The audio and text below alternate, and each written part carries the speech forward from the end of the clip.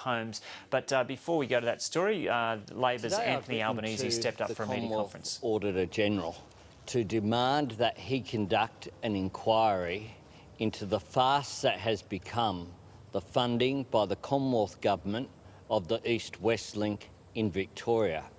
What we know from documents that have been released this week by the Victorian Government is that this project simply doesn't stack up. The cost-benefit analysis that was done by the Victorian Government for this toll road project showed a benefit of 0.45. What that means is 45 cents of benefit for every dollar that's invested. That is a shocker of a project. What's worse is that then the Victorian Government, according to these documents, which are its own, decided to keep that information from Infrastructure Australia because they knew that anyone who has a look at this will say this project doesn't stack up. Now, in spite of that, Tony Abbott and the Federal Coalition promised $3 billion for this project and put it in the budget in May. What's worse is that they made an advance payment of $1.5 billion for this road. $1.5 billion at a time where they say that there was a budget emergency, but put forward for a project with a benefit of 45 cents return in every dollar. Put forward for a project that these documents show would have taken over 50 years of payback. Put forward for a project which these documents show 9 out of every 10 vehicles would have suffered more congestion if this road had been built than if things stayed as they are at the moment. An extraordinary proposition. They didn't just commit the $3 billion in the budget. They took it from projects that had been assessed by Infrastructure Australia, the Melbourne Metro Rail project, where $40 million had been spent on making sure there was a proper business case and a proper plan, on the M80 road project in the outer suburbs of Melbourne, which is underway and has a positive cost-benefit analysis, and even from the managed motorways project, which would apply for the Monash Freeway, where what you had there was a cost-benefit analysis of 5.2 or $5.20 return for every dollar that was invested. The Victorian Government made a conscious decision to not tell Infrastructure Australia, and the Abbott government made a conscious decision to not ask. So they funded this through this don't tell, don't ask policy, this dud project, whilst not funding projects that we know stacked up. Tony Abbott since then has insisted that the Victorian Government should break its promise or they'll lose $3 billion of funding, when we know from the budget papers that they actually took more than that off existing projects if you add up the Melbourne Metro, the M80 and the Managed Motorways project from the Victorian Government. So he wants to punish Victorian taxpayers for voting Labor at the state election and electing Daniel Andrews as Premier. This is in spite of the fact that Tony Abbott repeatedly told the House of Representatives and anyone who would listen that this state election was a referendum on the East-West Link.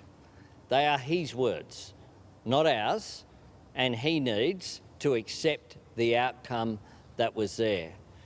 This also draws attention towards Tony Abbott's approach to infrastructure. He promised that he'd be a builder, but all we've seen isn't bulldozers, just bull dust. A series of re-announcements around the country pretending that projects are new when they've already been under construction. Even the Majura Parkway here in Canberra, which every politician passes on the way to and from the airport, he pretended was somehow a new project. We've seen re-announcements renaming of existing projects pretending that they're new, reallocation of funds from public transport where every dollar has been removed, public transport projects that stacked up to fund road projects that simply don't. It's as simple as that. When it comes to infrastructure, his credibility has been obliterated by this fiasco around the East-West link. The Victorians dodged a bullet. Well, Victorians will have a look at this and say, well, we didn't fund a project, we knew there were problems because they wouldn't release the business case. And it's not just Victoria that's the case for. We haven't seen the full business case for the Perth Freight Link project, for WestConnex, and that's why you need this transparency. You need transparency so that the public can have confidence that taxpayers' dollars are being used efficiently. We created Infrastructure Australia to break the nexus between the short-term political cycle and the long-term infrastructure investment cycle. That's why we funded all 15 Infrastructure Australia projects that were recommended. This East-West link was not recommended by Infrastructure Australia, and this is a case study in what not to do. A case study. If you want to see what can go wrong, just have a look at. Academics will be studying this around universities from next year into the future. If you want an example of what not to do with a project, this is it. What do you expect to get out of an Auditor General inquiry if in fact he goes ahead? Well, it should go ahead. The Auditor General has a responsibility, in my view, to look at the use of taxpayers' funds.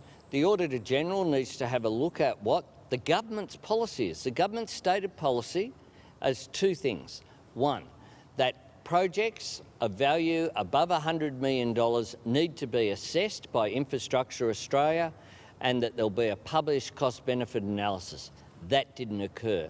The second, to avoid just money being shovelled out, is that milestone payments need to be made upon the achievement of construction targets as a project is constructed.